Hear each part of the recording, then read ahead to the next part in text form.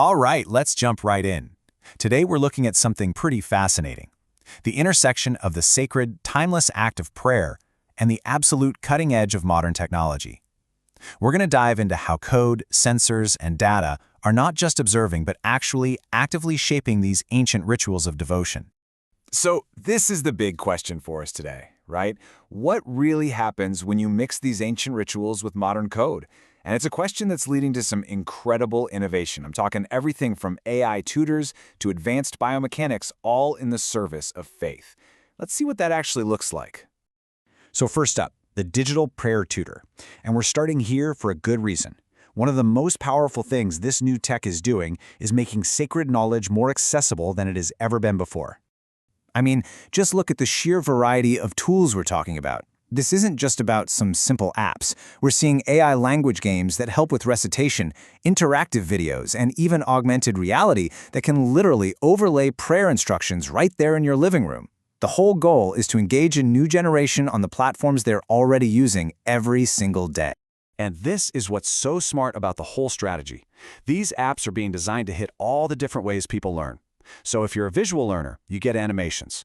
If you're an auditory learner, you get these crystal clear recitations. And for those of us who learn by doing, the kinesthetic learners, well, there are interactive quizzes and games. It's really about covering all the bases, you know? And the scale of these tools is just incredible. On one end, you've got these really clever little gadgets like an Arduino-powered tool with LEDs that helps you keep track of prayer cycles, or Rukahat.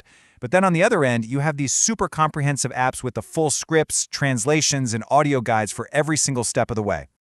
Okay, so we've talked about learning the words. Now let's talk about the movements. In our second section, we're moving beyond just the learning part to actually assisting with the physical practice itself, exploring how technology can enhance, support, and even enable these sacred movements. Okay, this might seem a little technical, but stick with me on this because where it leads is profoundly human.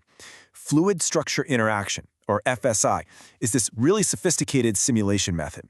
Just think of it as a way for engineers to see exactly how the fluid in our joints, like in our hips, interacts with a medical implant. Now, why on earth does this matter for prayer? Well, here's why. By using FSI and other advanced modeling, researchers are literally designing better hip prosthetics.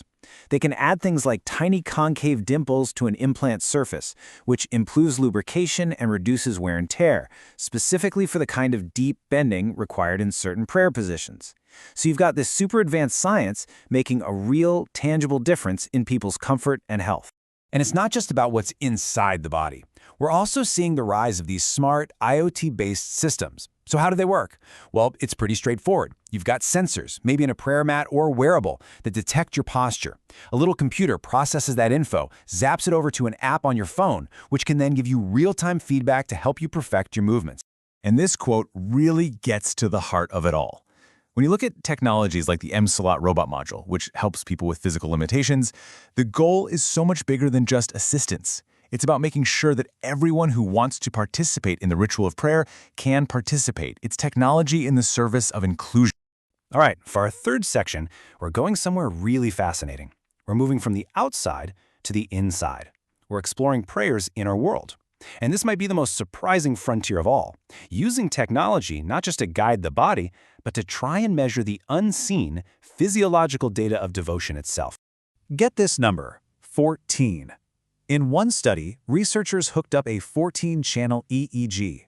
That's a device that measures the brain's electrical activity to record brain waves during the motions of namaz, or Islamic prayer. Think about that. They're not just watching someone pray. They are trying to map the neurological data of the experience itself. And this chart really shows you the massive leap we're talking about. On the left, you've got the old way, external observation using a camera to document movement. But on the right, that's a whole new world of internal data. We're going from just watching to actually measuring brain waves with an EEG, and even using super sensitive devices to track changes in pressure inside the eye during different prayer postures. So, what does this all add up to? Well, that brings us to our final section, the future of faith.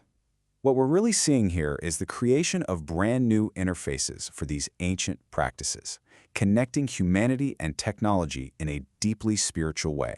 This right here, this is the key takeaway from everything we've looked at. Whether you're talking about teaching apps or robotic helpers or brainwave maps, the consistent goal isn't to replace tradition, not at all. It's to use technology to build bridges, making prayer more accessible to new learners, more physically possible for people with limitations, and more deeply understood through science. And that leaves us with one final, really big question to think about. As the lines between our biological selves and our technology just keep getting blurrier, as we get the ability to quantify and interface with our most spiritual moments, what does that mean for how we define the sacred itself? It's a question we'll all be answering together.